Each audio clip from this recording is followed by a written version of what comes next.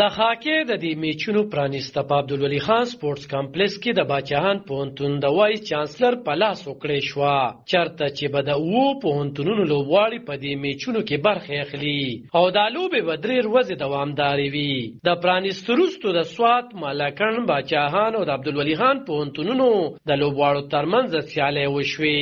دلته راغلي لوبغاړي خپلو مضبوطو جذبو سره میدان ته راوتي دي او وایي چې دوی به ټراپي وړي. استفال خو تاسو ډیر زیات مشکور یم چې تاسو د کوریج د پاره راغلی دلته او زمونږ د پوهنتون بلکې د ټول کمپلیکس خپل شیشه باندې تاسو دغه رونمایي کوي. نو الحمدلله ټیم ښه برابر دی، ښه کمبینیشن دی او زموږ سره ډیر ښه ینګ ټیلنټډ کسان دي او ان شاء الله تیاری ښه برابر ده.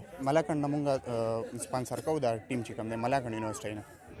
پهلا خو زه د انتظامیه د میم او د وی سی صاحب ډېر مشکور یم چې موږ له ټایم را کړی او ډیلی را باندې پریکټس کړی دی او ان شاء الله موږ چې کوم دی دا پریکټس ډیلی کړی دی ان شاء الله میچ به کوم دی وین کوو.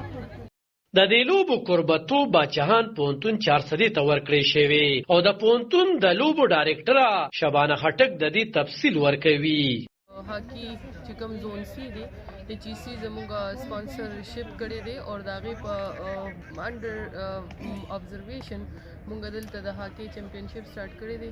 دا به 24 نن 24 دی 24 نه 27 پورې به دا دلته جاري وي او دې کې موږ سره د زون سی 15 یونیورسټیز پارټیسپیشن کوي لګیا دي.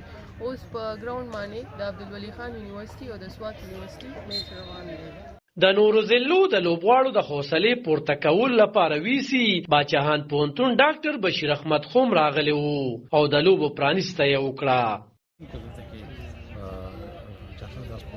عبدالولي خان سپورټس کمپلیکس کې کوم میچ کېږي په دې کې کوم هاکی ټورنمنټ دی دا ایچ ای سی سپانسر دی او دا د زون سی ټول میچونه دلته کې دا میډم وروړي دي. په دې کې د سوات ټیم شته، په دې کې د ملکن ټیم شته، په دې کې د عبدالولي خان ټیم شته، د باچاهان ټیم شته او نور په ټیمان راټول ورسره به لوبې کوي او فاینل چې څوک ووتل د فاینل میچ پاتې کېږي.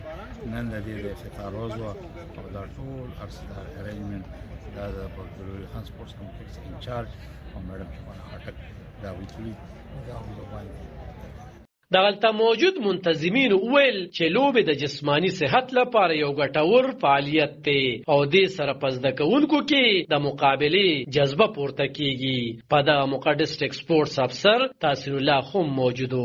د کیمرامین یاسر خان سره علب خان شیرپو، خیبر نیوز 400.